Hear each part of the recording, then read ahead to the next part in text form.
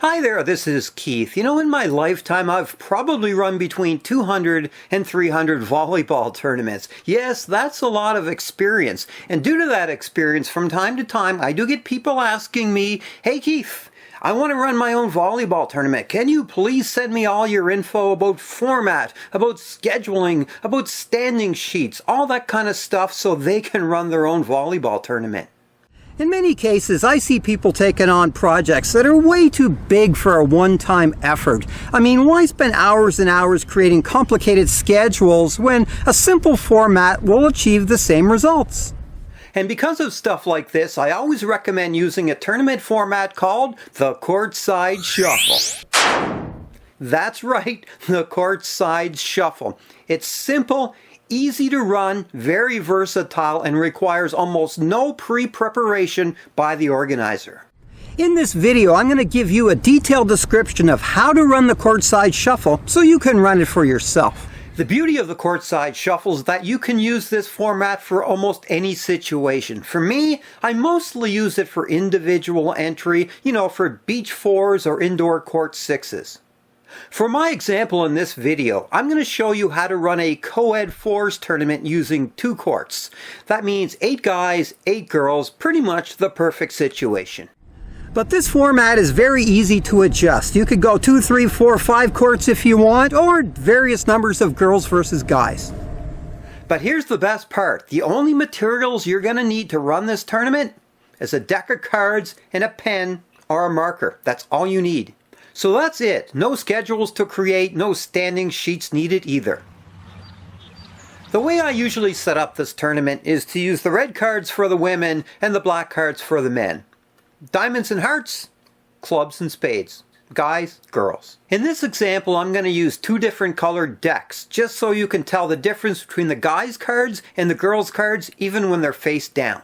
Here's a little tip for you. Use the lower numbered cards, not the face cards. And if you can find jumbo cards like at the dollar store, use them. The reason? There's just more room to write on the card.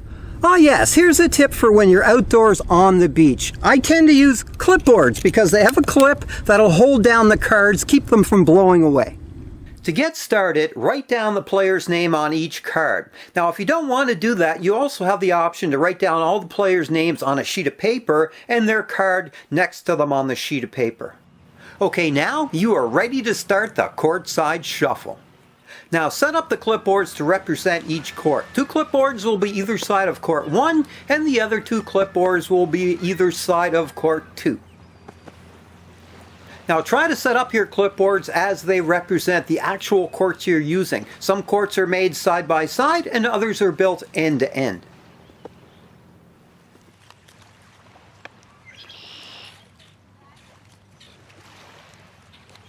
Okay, now shuffle both decks. Red for women in one stack, black for men in the other.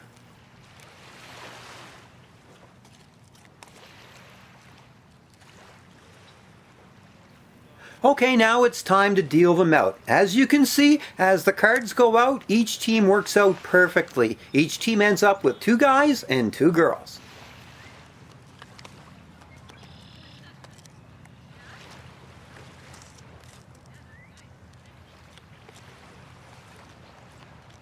Yes, now it's time to play game number 1. Keep in mind the format is totally up to you. You could play each game to a time limit, you could play each game to 21 points, 25 points. It really comes down to how long you have the courts booked for. At this point in time, game number 1 ends. What you do is you go and find out which team won and you write a W on the card of every player on the winning team. In addition to writing a W on the card, I also put a number, and that's the number of points the team won by. So example, let's say a team won 25-24, then I put a W4 on the card of all those players. And why? Because at the end of the tournament, you add up all those numbers and it helps separate ties.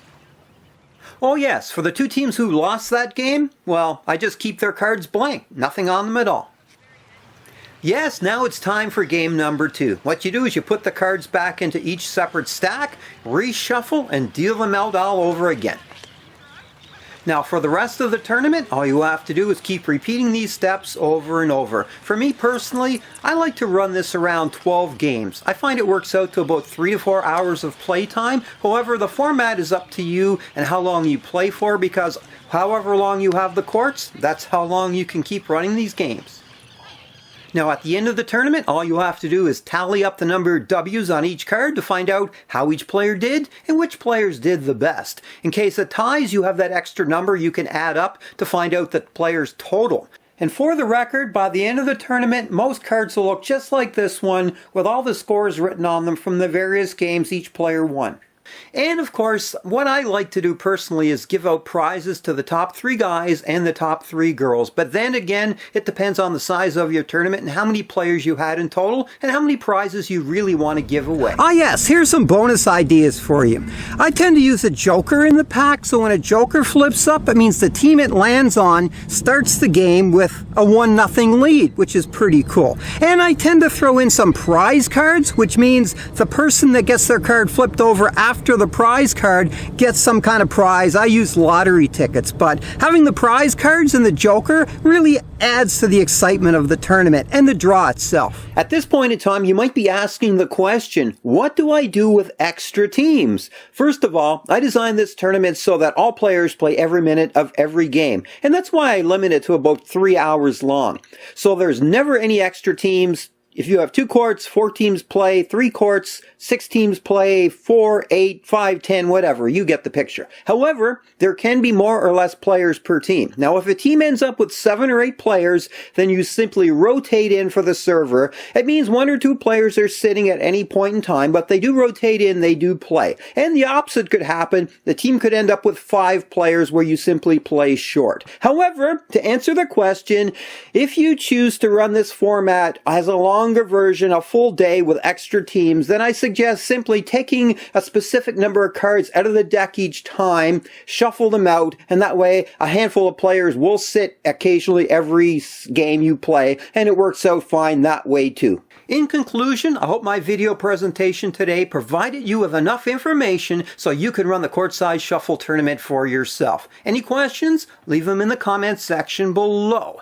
As an added note, yes, I have run this tournament format a number of times myself. It worked out great. I mean, it is designed for individual entry, but you can use it for different things too, like pairs or threes, different numbers of guys to girls, youth, whatever you want to use. It really handles well with different amounts of people because of the cards. 1 card for 1 person. Works out great when you shuffle them. And yeah, one other bonus feature is actually the shuffling, because all the players gather in close. They want to see, where their card is going to show up, who their teammates are going to be in the next game, what court they're on, and if you got the bonus prizes, if they're going to get a bonus prize. So I highly recommend the Courtside Shuffle. It's so versatile, it's so easy, and the organizer has little work to do except bring a deck of cards to the courts and away you go.